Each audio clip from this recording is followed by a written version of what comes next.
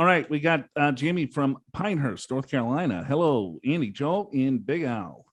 Enjoy the podcast and good banner while on the road for Big Brown. Yeah, UPS. Yeah, Big Brown. Did you ever drive one of those trucks? I don't want to drive a motorhome. I don't want to do any of that stuff. No, I give the utmost respect for the Big Brown drivers. Right. I mean, right. I mean, like going downtown, like we live in San Diego, yeah. Right? And then you look, I haven't been downtown in quite some bit, but I used to live downtown. Right. Driving that and parking and, running packages out. And, right. Yeah. And you're usually delivering to suburban neighborhoods where it's not exactly wide streets. Yeah. I don't know. Congrats. Yeah. I would have a panic attack every time I'd go to work.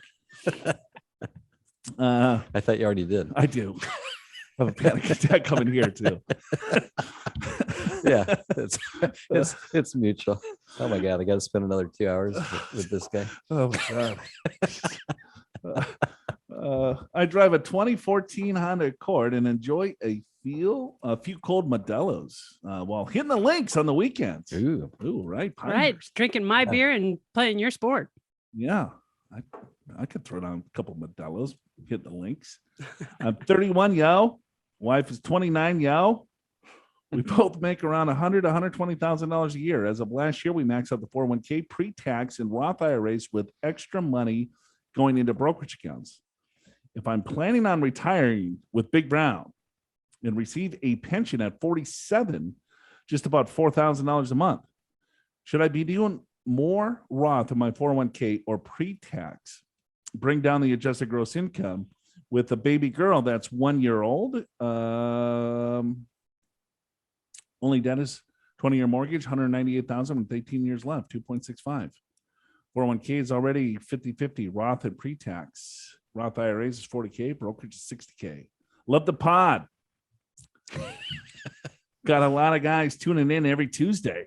All right. Boom. Glad to hear Excellent. Thank you, Jayme. Thank you for sharing the podcast, just like I say every week. Big Brown. Okay. So I guess. And by the way, Jamie's pension was going to be at 57, not 47. Oh, 57. So, all right. So what's the question? More Roth? Yeah. What do you think? So he wants to, should he be doing more Roth in his 401k or pre-tax to bring down the adjusted gross income? That's a pretty easy one. More Roth. Yep. I mean, he's young, 31, Right. 29. So here's the reason why, Jayme. It's because you're young, your salary will probably go up over time. Tax rates, tax brackets right now are near all-time lows, and you're probably going to be making more money as you go. So get as much in a Roth now when you're making higher salaries and Well, incomes. they're making $200,000, so it's not chump change here, Big Al. Yeah. I know you got a big wallet, but okay, let me I feel so bad for you let me driving the Big Brown. Maybe someday. That's why I can't drive this big truck. I can't. Someday you'll start making some real money like I do. I can't sit on that wallet for 8 hours a day. No, let me explain. Man, oh man. So I don't care if you're making 200,000 or whatever. So 200,000 for a married couple, right? You're in the 24% tax bracket, right? Which is a pretty good bracket. Yeah, and, I agree. And I'm just guesstimating that the salaries for both of them will probably go up over. Not only will the salaries go up, but the tax rates are going up. Yep. So I'm thinking now is a great time to do Roth, especially because the market's down. So you want to get as much in as you can, make your investments, and have that growth on the rebound. So I agree with that 100%. Another thing, Jayme, is this: you're not going to remember the tax deduction. You just won't. You know what I mean? It's like you're going to save a few bucks a month from your paycheck if you went pre-tax versus Roth, right? So you're going to have a little bit less take home. But once you do it after a couple of weeks, you're going to get used to spending your take home. And then 20, 30 years, 15 years, whenever you want to retire, you're going to have a giant pot of money that's tax-free. You know what I mean? You're going to be like, damn, I'm so glad that I wrote in.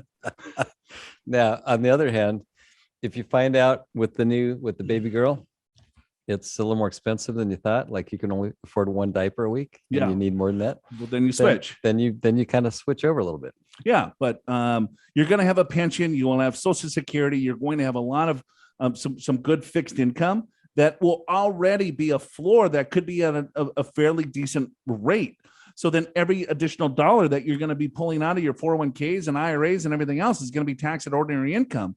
If you start now with Roth and get the compounding effects of tax-free dollars at 30 years old over the next 20, 25 years, I mean, it's going to be significant.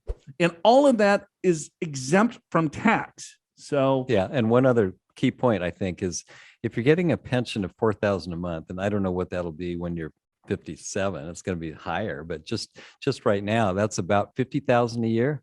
You multiply that by 25, that's equivalent to having an IRA of $1,250,000, because that would be a 4% distribution rate. So you're already going to have 1.2 million ish, right? I mean, equivalent in a pension plan. So you kind of want to get as much in the Roth as you can. right. To say it another way, for those of us that don't have a pension, I need to save at least $1.2 million saved to create the income that your pension is going to give. Yeah, that's a good way to say it. So if you think about what that pension is really worth, it's million, right? Yeah. It's $1 million. Million plus, right? So Are you prepared for retirement? Schedule a free financial assessment with an experienced financial professional right online at purefinancial.com.